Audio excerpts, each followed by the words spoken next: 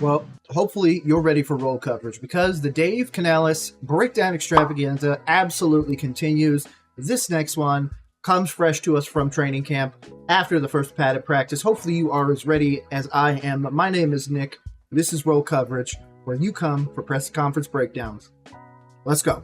Hey, I thought it was all over. Nope. They roll coverage.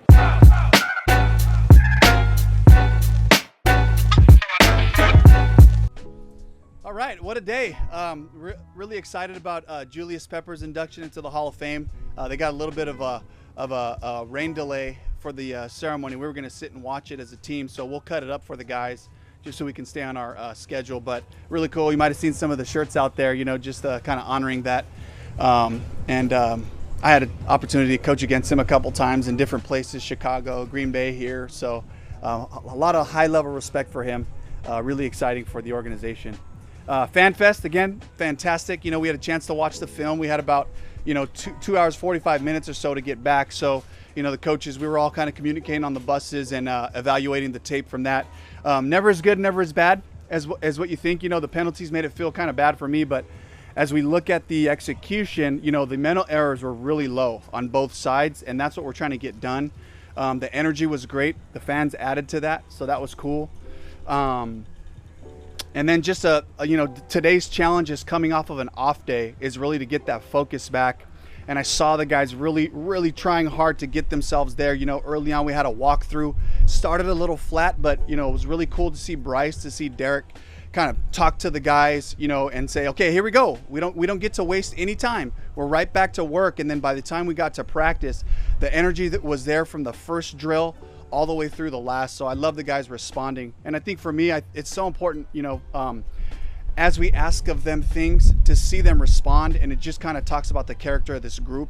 And that they've been really good with that so far. So I was excited about that. Dave. So before I go into anything, Dave, of course, does these like pre-prepared speeches. Again, thank you, Dave Canales, for doing these. Just doing the press conference in general. I love breaking them down. But he did give something away right there. When he sat there and talked about penalties, he said, that's going to be something, and then he just moved on. As what you think, the penalties made it feel kind of bad for me, but that is an interesting little quirk. That's a little, maybe the penalties might be an issue for us this year. Whereas last year, I don't remember us having a ton of penalties. Maybe I'm wrong. Maybe I'm actually thinking the opposite. I apologize if I am. But Dave is clearly building for the future. I'm excited about what he's doing, keeping these guys focused, making sure that they're excited to come to work, but also come ready, prepared, having known the new installs, the new scheme and playbook, and going to be able to execute it at a high level. So many people are going for their jobs this year. Miles Sanders, Tommy Tremble. A few offensive guys could break into the from second string to first string. And of course, we got some pass rushers and secondary. And that's what ignoring Trevin Wallace, Chas Smith-Wade, ignoring guys like Josie Jewell, who we got, who could be an integral part of this defense. And he's going to need to be for this defense to be good. But regardless, Dave, you've given me some great info to start. Penalties is going to be a place where I look moving forwards. Four notable guys sidelined. Tommy, Ian, not here. Yeah. Shaq, and Damian. Can you give us Yeah. updates on those guys? Yep. So, Tommy is probably, a weekish out, with the hamstring, just trying to get him to full health before we get him back out there. Ian's got a calf. That's going to take some time. That's going to take us really closely up to, week 1. So our goal is to just get those guys back. Instead of forcing them back out here, let's make sure we get them healthy and feel really good about getting them back out. Damian Lewis, again, just, the shoulder, just trying to make sure that we're managing that.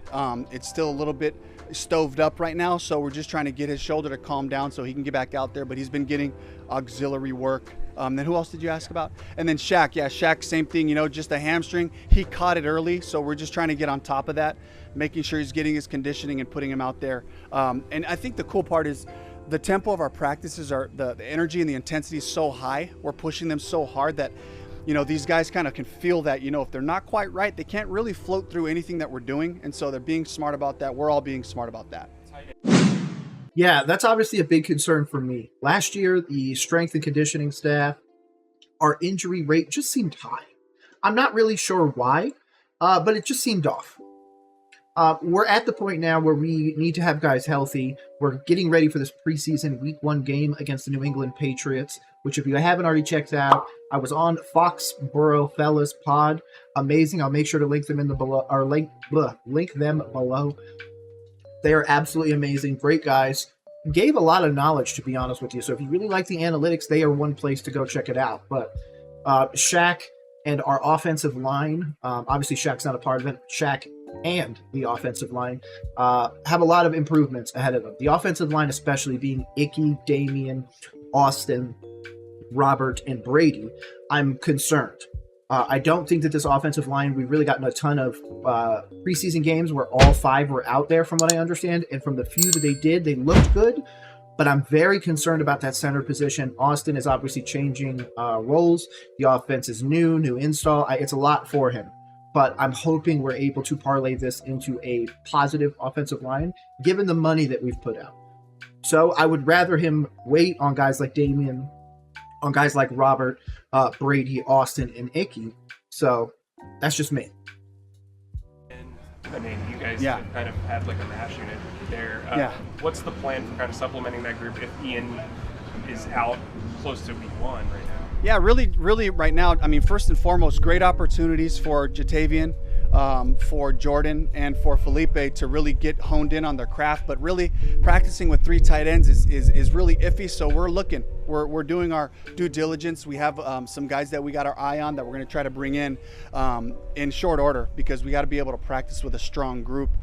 It's good for both sides. The defense needs to see multiple tight end sets, a big part of what we do.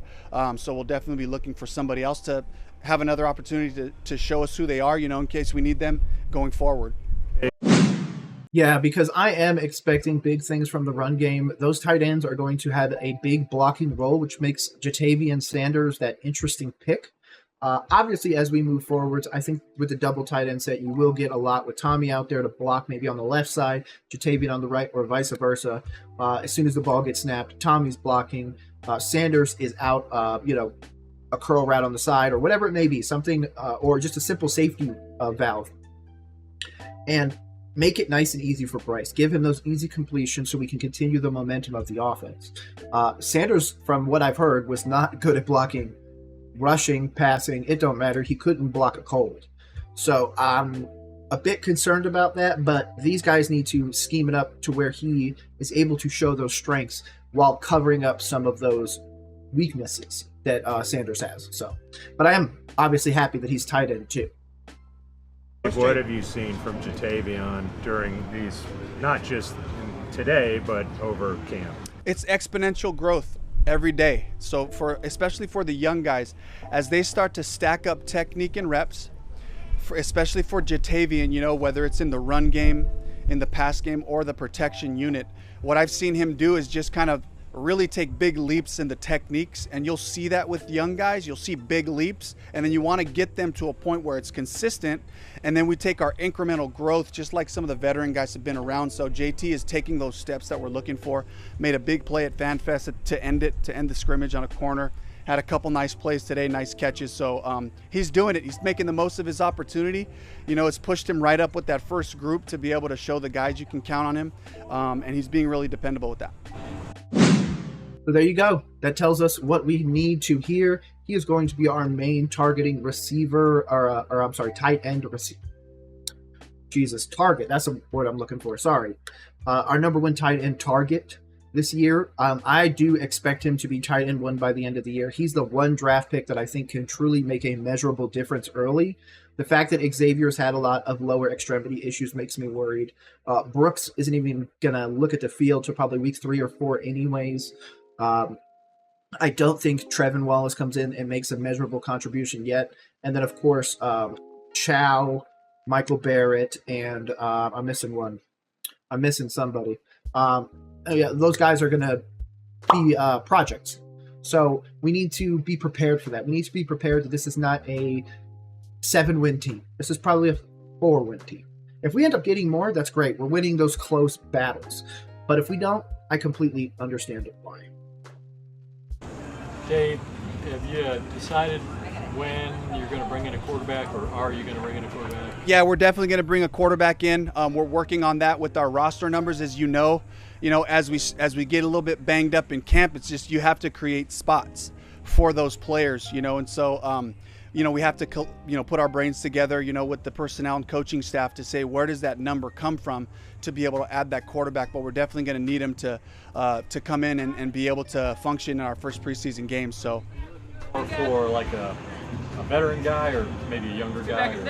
Either really. We're evaluating both, and it's really just looking for somebody that we feel like can function in the pro offense. So maybe somebody with a little bit of professional experience. So he's used to being under center, used to doing some of those things. So we can really get a good look at our guys down the roster at the end of these preseason games. We got to be able to still function and get our plays off to do that. Why the hell don't we just play Andy Dalton? I understand that might be a weird thing, but Patrick Mahomes is going to go out there for a quarter.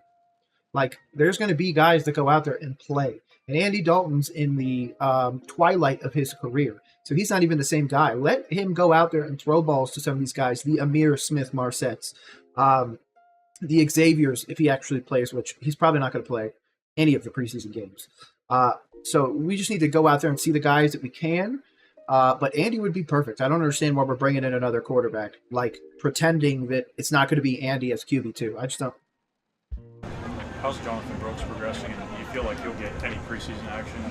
He will not. He will not play this preseason. He's doing great. I saw him running out a little bit before practice. They have a progression on him. He feels stronger and stronger every day. He's really focused, and he's into what we're doing mentally with our walkthroughs, just watching and in classroom and stuff. He's been really attentive that way. So I'm happy about what he's doing there. And then physically, this is a guy that really can make an impact for us. So again, want to be really smart about when we bring him back in. Is there a chance that he and maybe even DJ Wadham could start the season on top? There's a chance, so again, we have to just take it week by week and really trust the information we're getting from our training staff. I don't understand. Again, my biggest concerns have been offensive line, pass rush, and secondary. The three things that we didn't really solve in the draft, things that we ignored and decided to just take flyers in the 7th round on. So I'm not happy about that. The investment in the offensive line needs to be able to help cover up the defensive flaws. So I'm really hoping that's the opportunity that Dave gets, because right now, buddy, I'm concerned for this offense. Even with the weapons, I'm still concerned for the offense. Chance, so again, we have to just take it week by week and really trust the information we're getting from our training staff. Andy, do you have any update on Andy now that it's been a couple more days with his quad, like what his timeline is? Yeah, he's feeling a lot better. It's like 2 to 3 weeks or so. And again, got to be smart. He's really important to us. Are you surprised that Jonathan's not going to be ready for the preseason? Or, is that something you expected coming in? Yeah, it's something that we expected. Even just coming into the spring, we knew just the timeline and progression of where he was at. We knew we were not going to have him for the preseason. And even if he was kind of ready, it's still, there's a confidence thing. We want to be able to just ramp him up little by little to the point where he feels ready to go, and so it's kind of been in the works. You're looking at like what, 3, week 3, 4, or what's yeah, something around there, week 3, week 4, that would be great, but again, this is a guy with a long career in front of him, somebody that we think really highly of, so we want to make sure we're really smart with this one. Yeah, because one of the things I want you to remember about Jonathan Brooks is he's only 20 years old, okay? Not only is he only 20 years old, he's coming off of an ACL tear. Now, obviously, we drafted him where we drafted him because we are hoping that his youth assists in that ACL tear, and he's going to be able to come back not only at full strength, but continue to grow over the next few years. But you got to remember, he was drafted not in the first round, which means there is no 5th year on him. That means 24, 25, 3 years being the full-time running back one. If he really is a big deal, he's going to need 25, 30 million. And are we prepared to pay him? I don't know. I can't even believe I'm having this conversation now, but if he actually fleshes out into being the guy that we want, this is going to be an interesting one. Is DJ Johnson in line to start on Thursday? Yeah. DJ definitely is going to play, so he could be out there with the first group. I think that's a conversation we have to have with our defensive staff as well. But he's been doing great. and he's showing like he knows what he's doing. He played physical at Fanfest. He was really impressed me, just playing the run especially. And so I can't wait to see him out there and see where he's at now. Any concern about Shaq at all? This is not different from what he had last fall. I'm not concerned. I think because of the nature of when we caught it, how we caught it, I think this was a really smart decision for us. We're really counting on Shaq, especially just with that whole veteran unit and their communication. So I think this is going to be just, being smart about it. And I think he's probably a couple weeks away from being back out there and working with us. Hamstring not related to the broken ankle. Correct. Yeah. Just to clarify, you were asked about week 3, week 4 for Jonathan. Yeah. That doesn't mean that he couldn't be activated before then. Correct. Yeah. And so just to your point, it's like the on-field progression, the type of cuts, linear running versus the change of direction versus going over bags and then progressively getting into team sessions, like that whole thing's got to be right, particularly when we transition from straight line to the change of direction in the aggressive manner. So that's going to be really the limiting factor or the determining factor how soon we can get him back or when we should be thinking, conservatively. All right, thanks, Coach. Good? All right, thank you. No, thank you, Dave Canales, for this. Thank you, Dave Canales, for this great press conference. And just to touch on the things that he was talking about at the end, the injuries to Shaq, of course, the injury to Jonathan, injuries to Xavier. We've had offensive line injuries, pass rushing issues with Wanham. So there's a lot going on with this team. So they have 4 weeks to really get this button down before we get into week 1. So I'm super excited. Hopefully Dave is able to rally the troops and really get Bryce pushing in a direction that gets us more than 4 wins. But regardless, I appreciate Dave. We obviously saw that little nugget at the beginning. This looks like the only thing we're going to find in this one. So if you appreciate these breakdowns, I really appreciate a like, subscribe, anything like that. It really helps out the channel. It's just a one-man show over here. Hey, it's how it's going to be for a while. Regardless, my name is Nick. I appreciate you being here. Appreciate you following the channel. Thank you from Roll Coverage. Peace.